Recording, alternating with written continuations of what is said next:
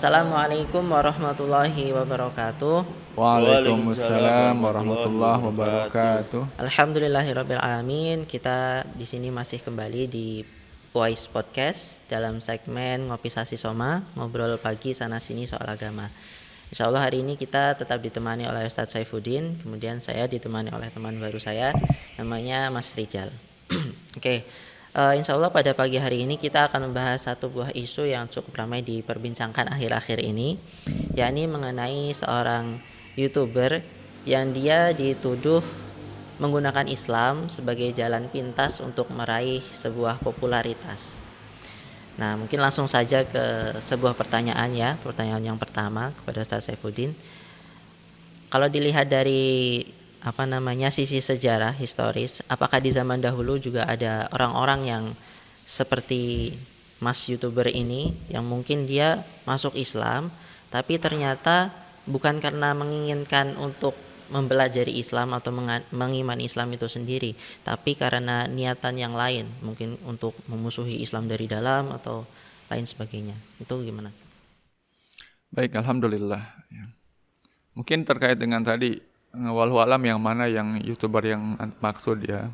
Tapi sebetulnya dia sendiri sudah mengklarifikasi kalau dia tidak ada tujuan ya, tapi ada orang-orang yang menghendaki dia itu mengakui bahwa dia menggunakan Islam untuk kepentingan pribadinya. Nah, tadi terkait pertanyaan yang antum sampaikan, apakah dalam sejarah zaman dulu ya, atau sejak Islam pertama berkembang itu juga ada orang-orang yang masuk Islam tapi demi untuk meraih popularitas atau mendapatkan keuntungan duniawi yang lain. Tentu kalau kita perhatikan ya selalu ada orang-orang yang seperti itu. Walaupun tentu bukan di masa-masa paling awal ya. Islam disebarkan atau disampaikan oleh Rasulullah di Mekah ya.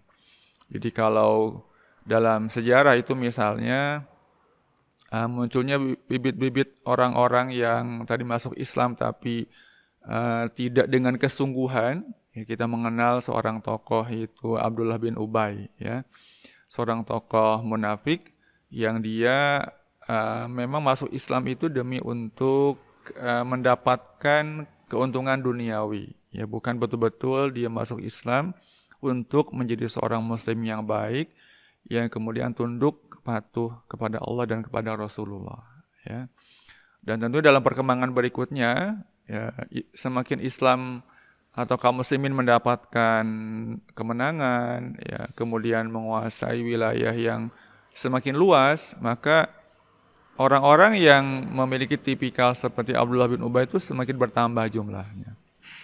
Karena mereka melihat ternyata Islam semakin berkuasa, Islam semakin menunjukkan kejayaannya, sehingga mungkin mereka berpikir ya mereka bisa mendapatkan keuntungan duniawi ya dengan mereka masuk Islam, dan itu merupakan hal yang tidak bisa dipungkiri ya, dimanapun dalam kehidupan manusia, tidak hanya dalam kehidupan kaum muslimin ya, tentu ada tokoh-tokoh yang seperti itu ya, oportunis, memanfaatkan kesempatan ketika kondisi itu memungkinkan bagi dia untuk bisa mendapatkan keuntungan yang sifatnya duniawi, maka dia akan kemudian menggunakan kesempatan itu ya untuk kepentingan dirinya.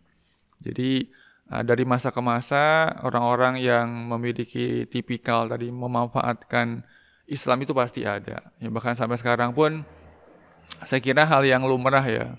Kita menyaksikan di dunia politik terutama misalnya orang-orang yang memanfaatkan Islam di masa-masa tertentu, dia menunjukkan penampilan atau perilaku yang sangat Islami, tapi tentu itu tidak dengan tujuan untuk betul-betul menunjukkan kebaikan Islam, tapi lebih kepada untuk mendapatkan keuntungan duniawi bagi dirinya dan juga bagi kelompoknya.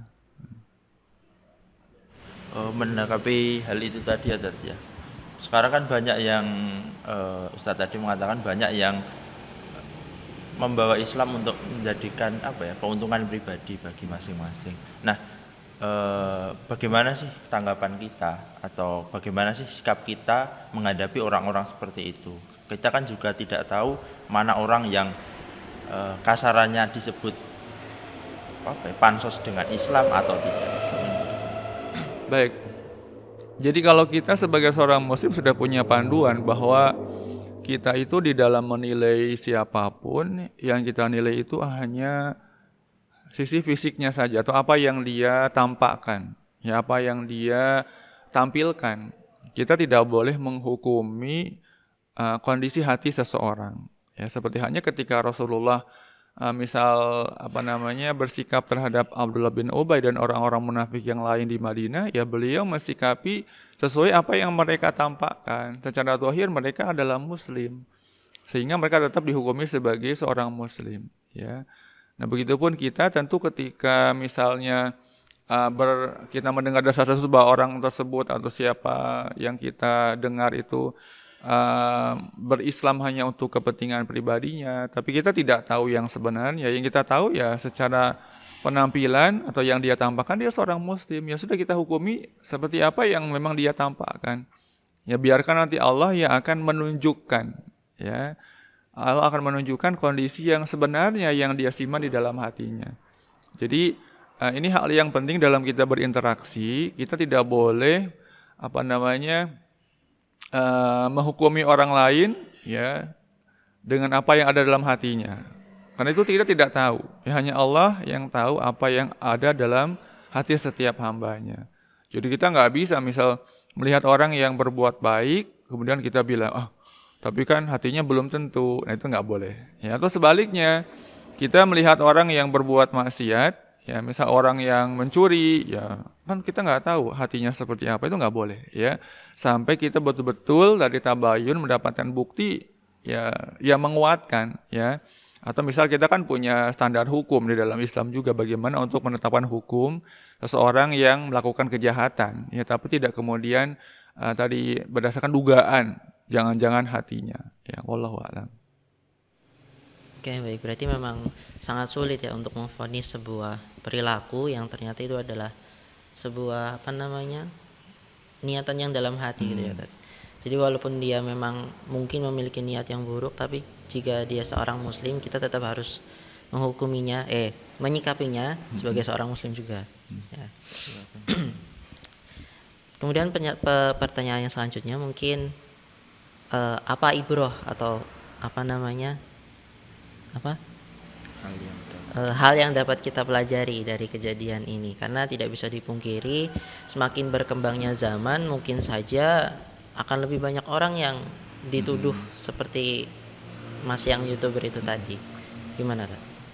Baik, jadi pelajaran penting yang harus kita ambil yang pertama tentu adalah dalam urusan niat, ya. Niat itu kan hal yang sangat penting dalam kehidupan seorang muslim. Itulah mengapa Imam An-Nawawi dalam kumpulan hadis Arba'in ini beliau menempatkan hadis niat itu di urutan yang pertama. Ya, karena itu menunjukkan betapa pentingnya urusan niat dalam kehidupan seorang muslim. Ya. Jadi apapun yang kita lakukan, tentu betul-betul harus kita pastikan niatnya itu karena Allah. Ya. Nah kemudian yang harus kita ingat bahwa Allah itu sangat kuasa ya untuk menampakkan apa yang kita sembunyikan dalam hati kita.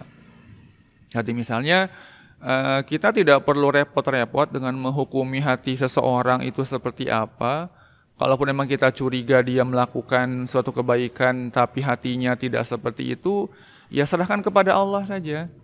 Ya karena Allah pasti akan membukakan. Ya kalau orang itu betul-betul menyembunyikan niat buruk, kalau tadi misal dia menggunakan Islam untuk kepentingan pribadinya, Allah pasti akan menunjukkannya. Ya, karena Allah dalam Al-Qur'an telah menegaskan wa qul i'malu fasayarallahu amalakum wa rasuluhu wal mu'minun, ya. Dan beramallah kalian semua dan ketahuilah bahwa Allah pasti akan melihat ya amal-amal kalian itu, tidak hanya Allah, Rasulnya bahkan orang-orang yang beriman. Jadi artinya seperti apa kualitas amal kita itu sebetulnya nanti akan kelihatan. Karena saya kira kasus ini kan bukan kasus yang pertama atau bukan kasus satu-satunya. Kita juga mungkin pernah mendengar atau melihat kejadian seseorang yang dikenal baik, tapi tiba-tiba muncul kasus, misalnya dia ketahuan melakukan perbuatan yang buruk, yang sangat nista, yang membuat orang tuh tercengang, gitu kan. Nah, itu kan pelajaran untuk kita tadi, karena serapi apapun kita menyembunyikan niat yang buruk, kalau itu betul-betul kita secara sengaja, ya, dan tidak bertaubat atas itu, Allah pasti akan menunjukkannya dengan cara apapun, ya. Allah itu kan sebaik-baik pembuat rencana, ya. Allah sebaik-baik yang akan menampakkan apapun yang kita sembunyikan. Jadi tadi selain niat yang harus selalu kita luruskan, kemudian yang kedua tadi keyakinan bahwa Allah tuh pasti akan menunjukkan apapun yang kita sembunyikan. Kadang-kadang juga ada sebaliknya kan. Ada orang yang dikabarkan, diberitakan buruk, negatif, tapi tiba-tiba dia muncul itu kan dengan berita yang luar biasa tentang kebaikannya. Entah ketika dia hidup atau mungkin setelah dia meninggal. Tadi karena Allah tuh Maha Kuasa. Apapun yang kita sembunyikan dalam hati kita, itu Allah berkuasa untuk menampakkannya. Nah, itu yang kedua. Yang ketiga, ya tentu kita harus selalu waspada bahwa yang namanya iblis dan tentara-tentaranya, syaitan itu pasti akan senantiasa menggerogoti kita di dalam melakukan kebaikan. Ya, iblis, syaitan laknatullah tidak akan pernah berhenti untuk membiarkan kita berada di atas kebaikan. Di level manapun, dalam hal apapun, pasti syaitan akan masuk, ya, akan menghadang di tengah jalan kebaikan kita dengan tujuan supaya kita itu tidak konsisten, ya, tidak memiliki komitmen yang kuat untuk bisa melakukan kebaikan itu dengan sebaik-baiknya. Sehingga bisa jadi tadi di awal niatnya itu baik itu kan, tapi dalam perjalanannya syaitan akan terus membisiki. Jadi orang misal pertama kali dia berubah dari kondisi yang kurang baik menjadi muslim yang baik, itu dia niatnya ikhlas, ya, tapi kemudian dalam perjalanannya dari syaitan akan masuk, ya. Dia mulai dikenal, kebaikannya kemudian diketahui orang. Semakin banyak orang yang tahu, mengeluh-ngeluhkannya, nah syaitan akan semakin merasuk, ya, untuk membisiki orang tersebut supaya niatnya menjadi tidak lurus lagi. Nah, itu beberapa pelajaran yang harus kita ambil, ya, dari kasus yang tadi antum tanya.